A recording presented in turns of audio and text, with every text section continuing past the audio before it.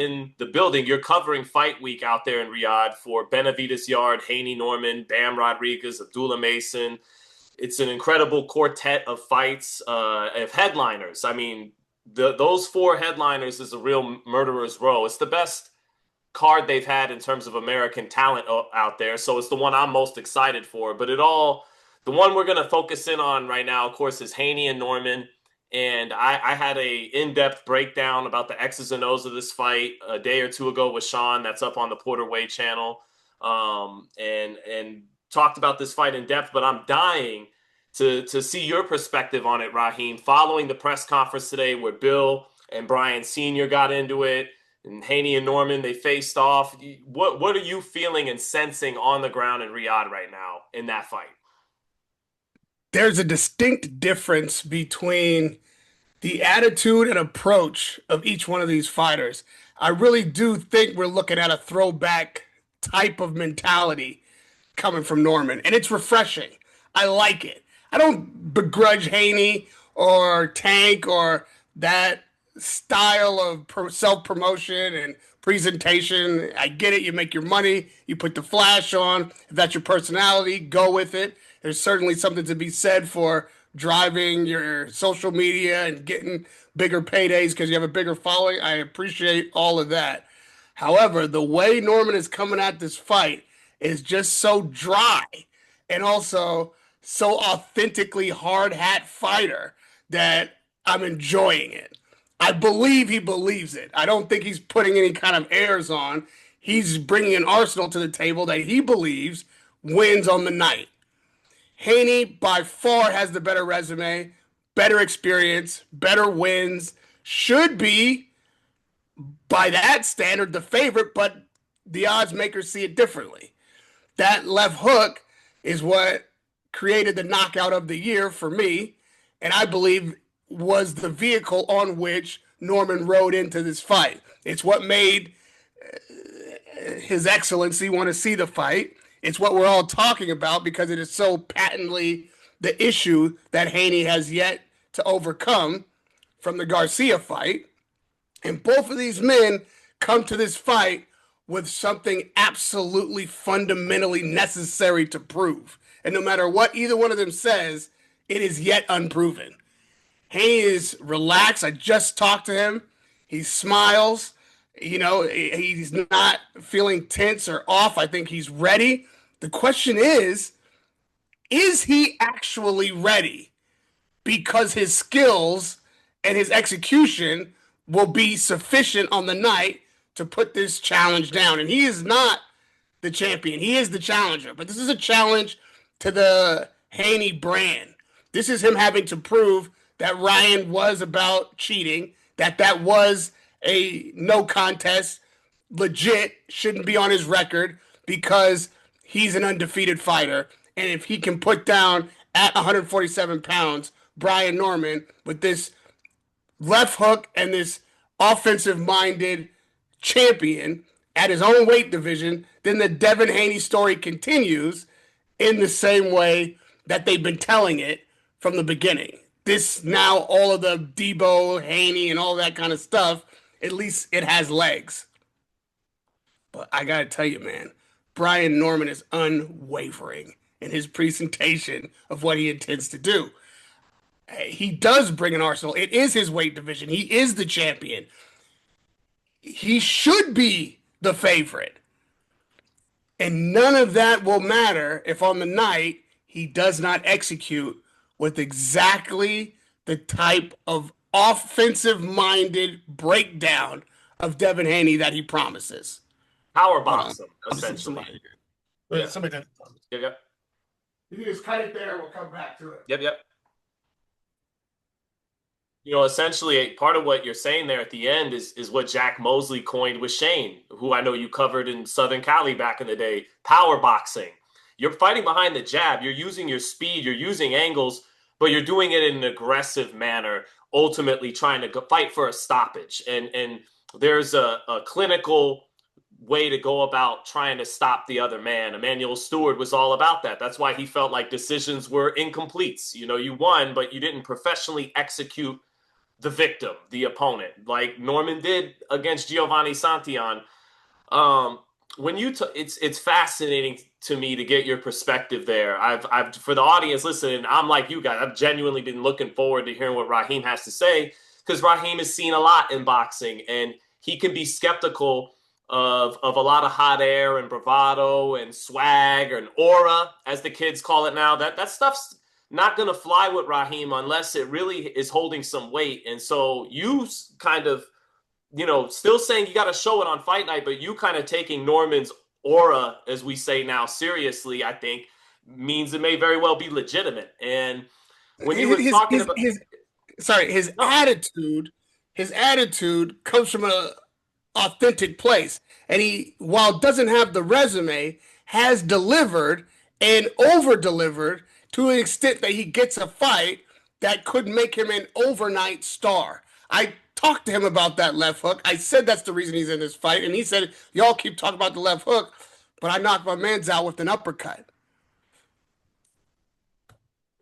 I I think that Haney is skilled enough to take the left hook away. That's what's going to make this an interesting fight. Because obviously, if he can't take the left hook away, then all is exposed, and Haney's in a world of trouble. Technically, I believe Haney probably is the superior boxer. If it goes 12 rounds, he should get the victory. He should be able to take that left hook away from Norman. And if he does, which I expect him to do, and Norman can perform with other tools like the uppercut, if he can get close enough to Haney to execute that uppercut, if he is working behind the jab and able to walk him down and break him down, is able to deal with Haney's ability to box and, like you say, power box him out of position, well, then we're looking at a star. We're looking at a guy who really will, I believe, eclipse the names that we now talk about because he's really got the quality in the content of his speech and possibly the content of his character that takes all the bravado and shiny jewelry and casual dismissal away, and it takes us back to an era of boxing and mentality. I think that wins not only fights but fans. You're seeing what I've been seeing in this. Remember, I've been telling you about Brian Norman Jr. for like a year now because I've got to cover him here stateside, and I've been telling everybody what he's from the Dirty South. This is UGK. This is the underground kick. This is the new. Oh, you don't got the new Brian Norman? You haven't copped the new Brian Norman yet? Like this shit got the streets on fire. If he wins Saturday. Saturday's the test against a real elite boxer who's been there and accomplished a lot and is only 26 in Devin Haney, who's got people like me talking up Brian Norman. And Devin Haney says he talks like Roy Jones, but y'all must have forgot. I'm Devin Haney, goddammit. But what you're picking up on is something I've been getting at on this channel for a year now, which is Norman doesn't, to the naked eye, his skill is subtle. He has timing. And you said Haney will need to take away the left hook. I'd argue he needs to neutralize the left hand, period. Because Norman, the Santillan knockouts on the left uppercut, the Sasaki knockouts on the left hook, and the Derek Cuevas knockout is on a power jab. So he has to find a way to make Brian Norman beat him with his right hand. And I'm sure stepping to one direction or the other, I forget off the top right now, even though Sean just broke it down for me 2 days ago. But there's one direction he has to move to stay away from the money hand of Brian Norman. But to get at, even though Norman doesn't immediately pop off the screen, seemingly with the kind of skill of Jaron Ennis or Devin Haney or Keyshawn Davis, Shakur Stevenson, even Abdullah, who's younger and not as further along as him, it all looks a certain way that we're used to it seeing. But Brian Norman is like the Dirty South rapper. He may not come off as clean as a great East Coast MC or as great as a West Coast MC. They do their own thing, man. They find a way to do it with their own way. And you're saying he's this breath of fresh air, essentially. And I think people are catching on to it during this fight week. Nothing against those guys. Those guys were kids who looked up to Floyd and emulated that. And Norman has been intellectual enough to peep that and bring it and be the first guy to put it to Haney's face and tell him, hey, you literally took that from Floyd Mayweather, okay? And Haney is representative of his entire Four Kings, the baby Four Kings era. And so Norman is almost speaking to all of them at the time he's speaking to Haney. And that even though he's younger than them at 24, I'm more of a grown-ass man than all of you because my daddy was a pro who had to own a mechanic shop down in Georgia. We're really country, really grown men meat and potatoes out here. We're not little diva athletes groomed from the amateurs since 15, 16. No, we're getting it out the mud. And we weren't even expected to get here with the title. So that there was that song, that beautiful song you introduced me to almost 10 years ago, Midnight Train to Georgia from Gladys Knight and the Pips, right?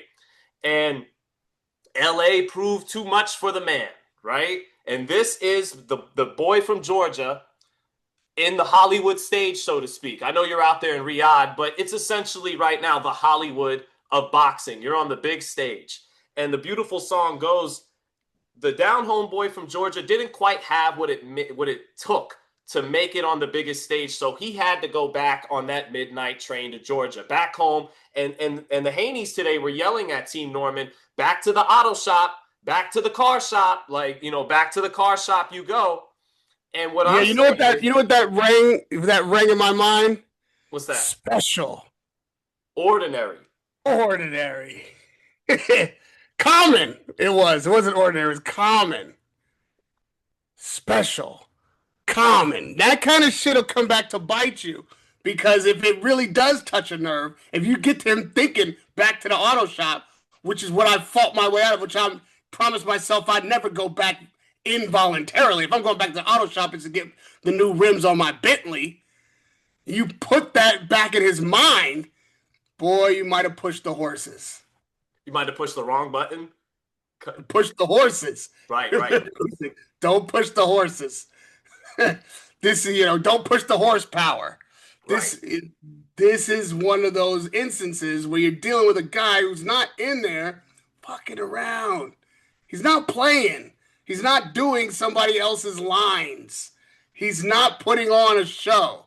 He's almost annoyed that this is what the show has become, which is also touching a throwback mentality, which is part of what's refreshing because all of us that have lived through a few eras of this feel that way at times.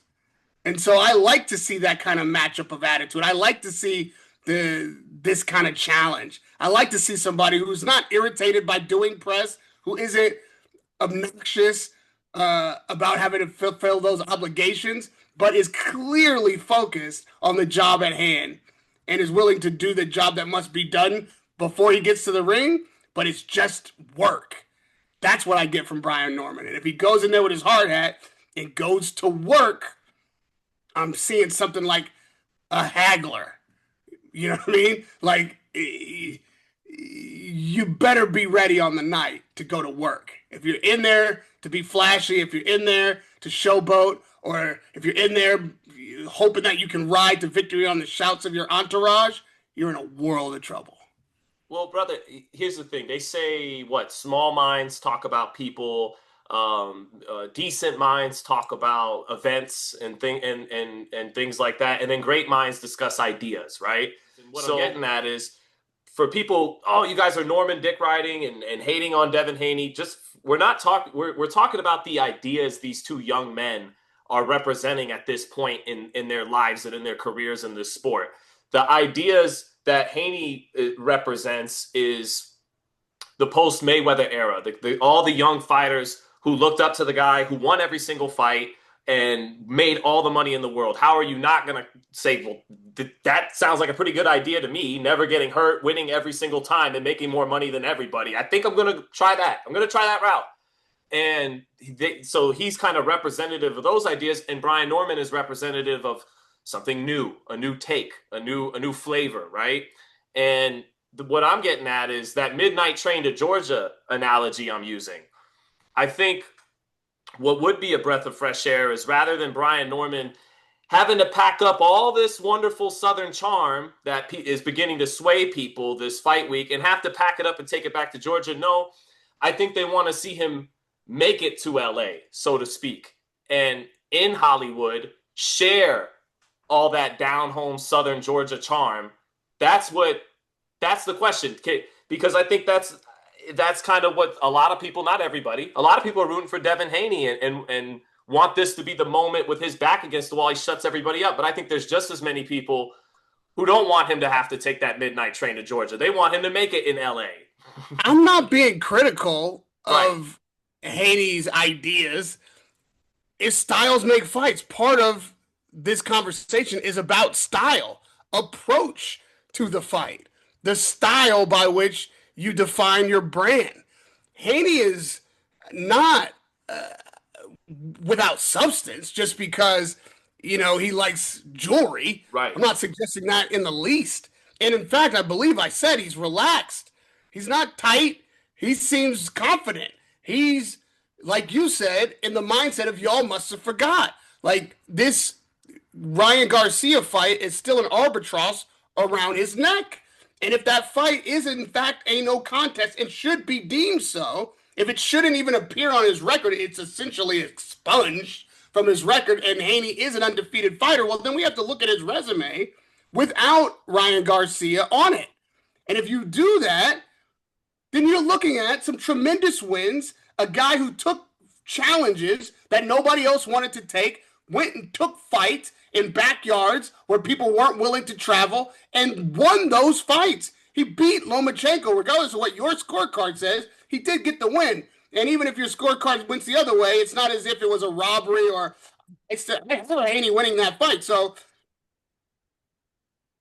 what Haney has done and what he has shown to be capable of is more than what Brian Norman has done, and more than what Brian Norman has shown to be capable of. This is what I mean by he has on Saturday night the job of proving that all that what he says and presents is real and true and ready for the moment, because he is the champion. It is his weight division. If he can't do what he's saying, then he's not what he says. Right. And this is Devin Haney's opportunity to really wipe that Ryan Garcia from your memory, even though it's already ripped from the history books, we still remember.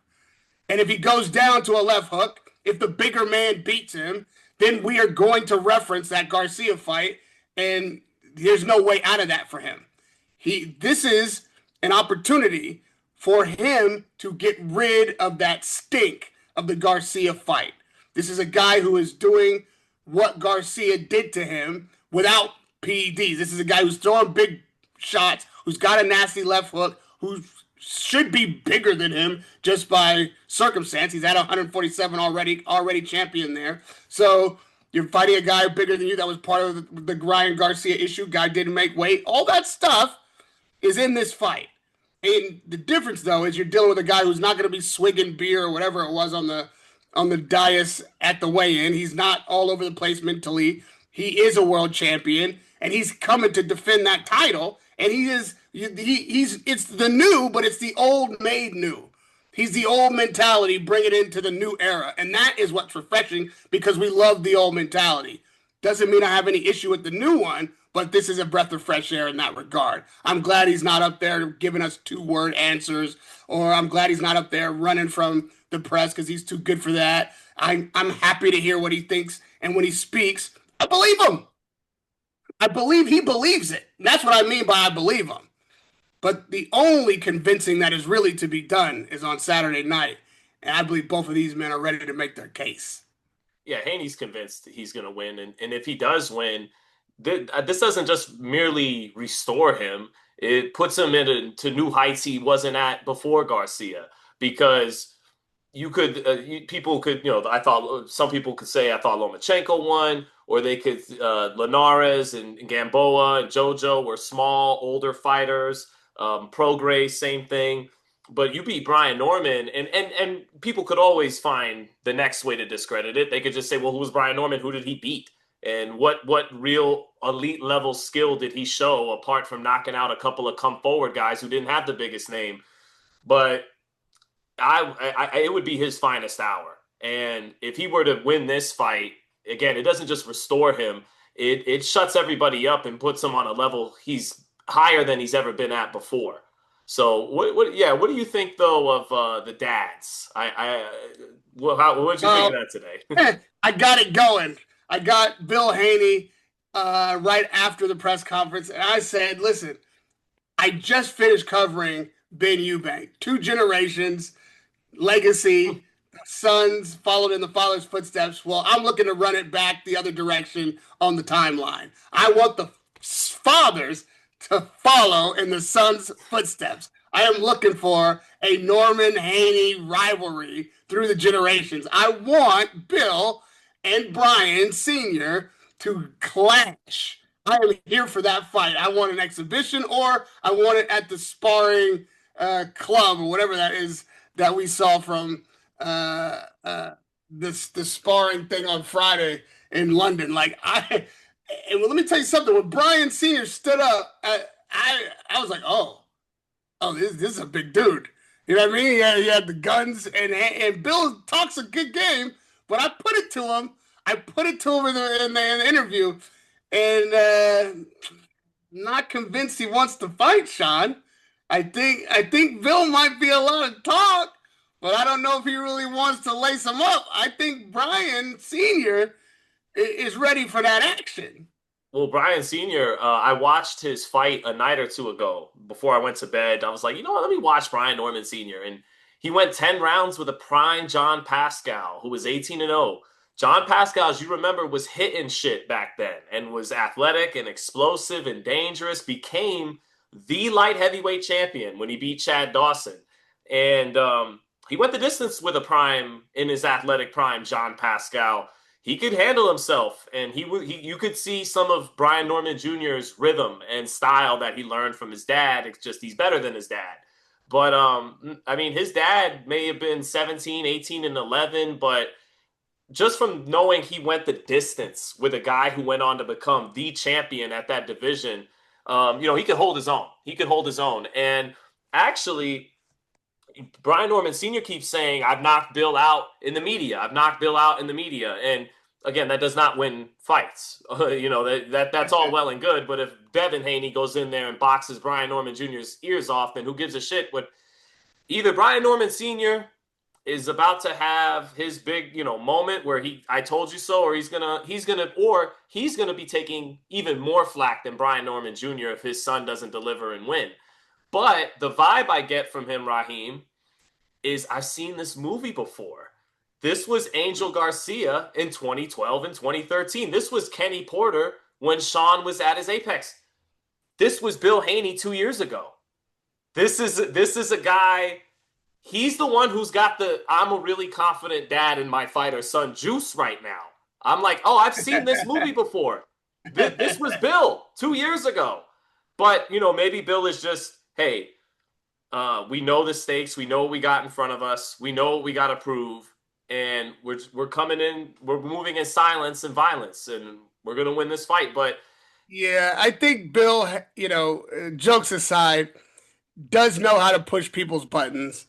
He is trying to play the Normans out of position, hoping that maybe he can get them to press, hoping that maybe he can distract them, hoping that maybe he can convince them that maybe there is some chink in the armor that they're not prepared for, and outclass them on the night. Well, it's up to Devin to do the outclassing. Bill has no problem being classless if it gets an advantage for his son. He has no problem getting the whole press conference riled up if it sells more tickets for his son's fight. He will be the spectacle. He reminds me maybe of John Fury in that he will involve himself maybe a little too much, but at the end of the day, we will talk about him and his son, and that benefits his son as long as his son stays focused and it possibly rattles the opponent. Now, sometimes that can backfire on you.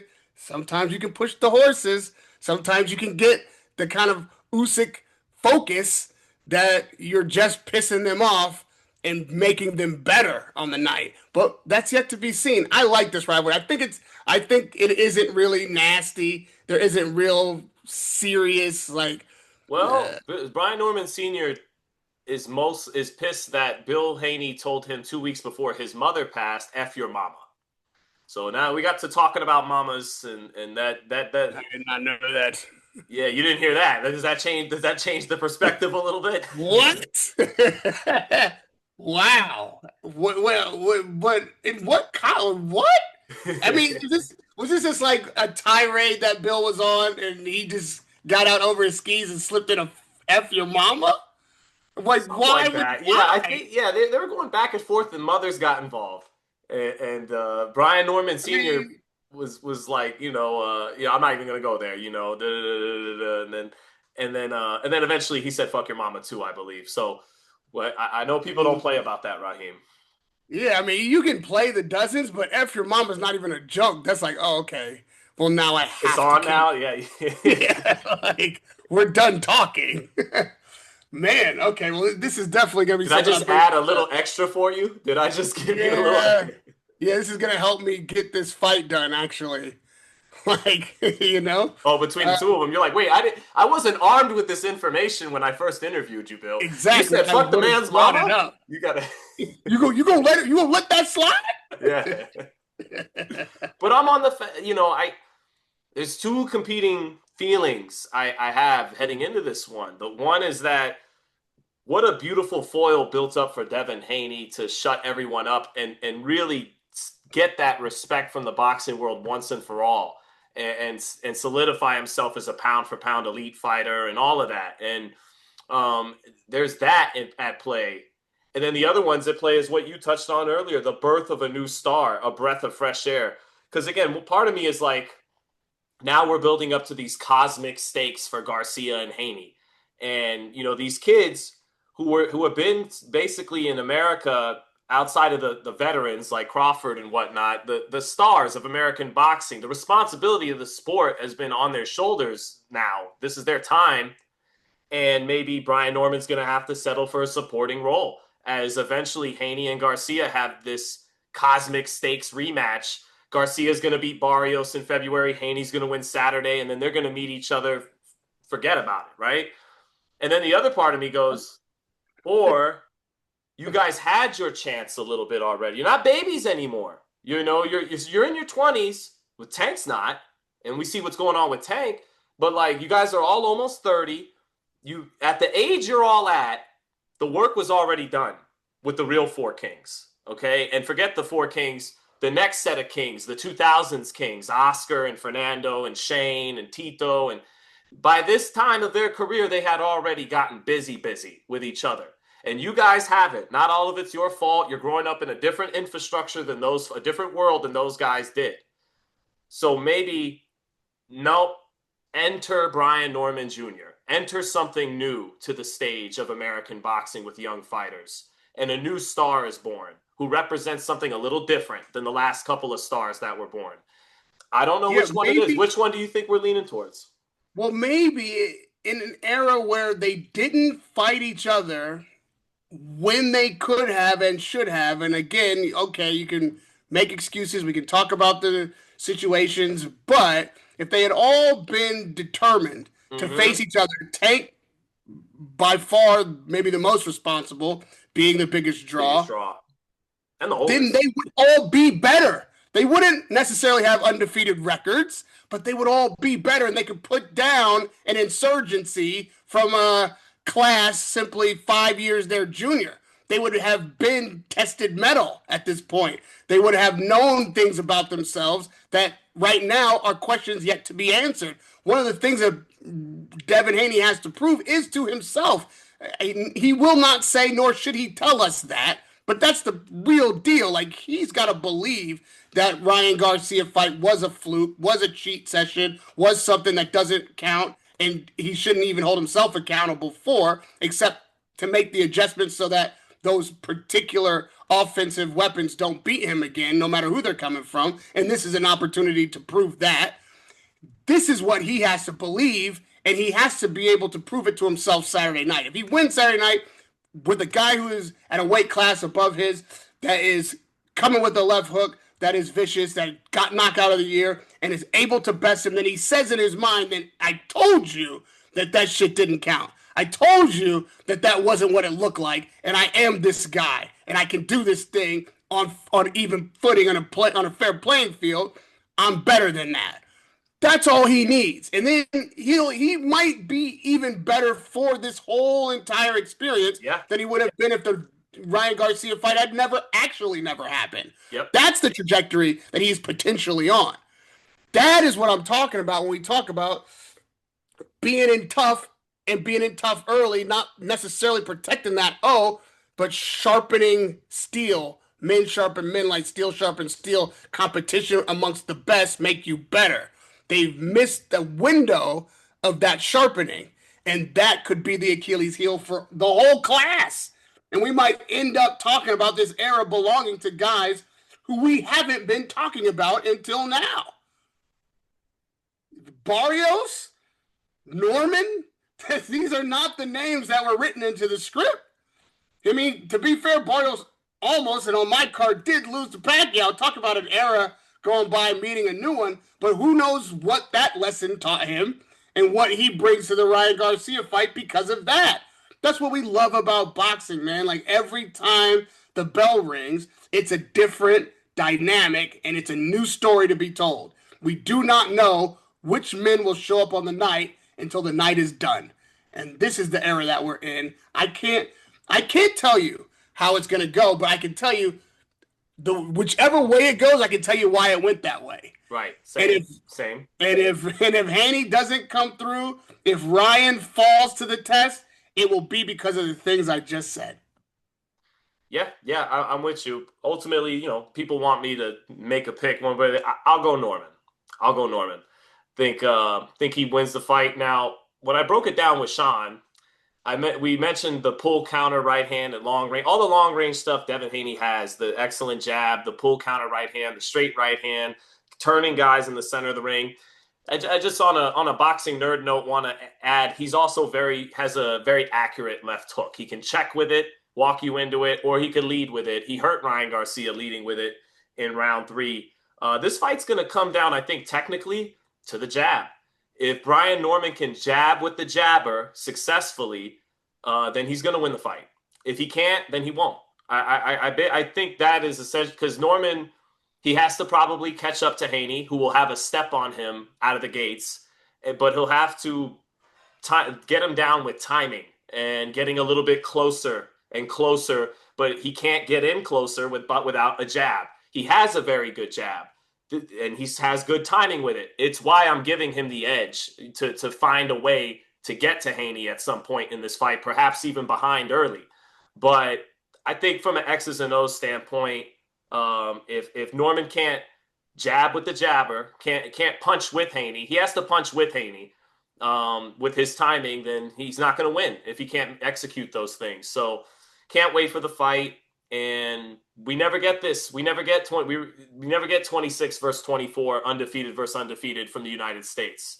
And that I'm more pumped for this one than I was Canelo Crawford. However this fight plays out, I believe it's going to be a classic. Whoever prevails, I believe will have to do it again. I'm expecting to see this fight twice in a row.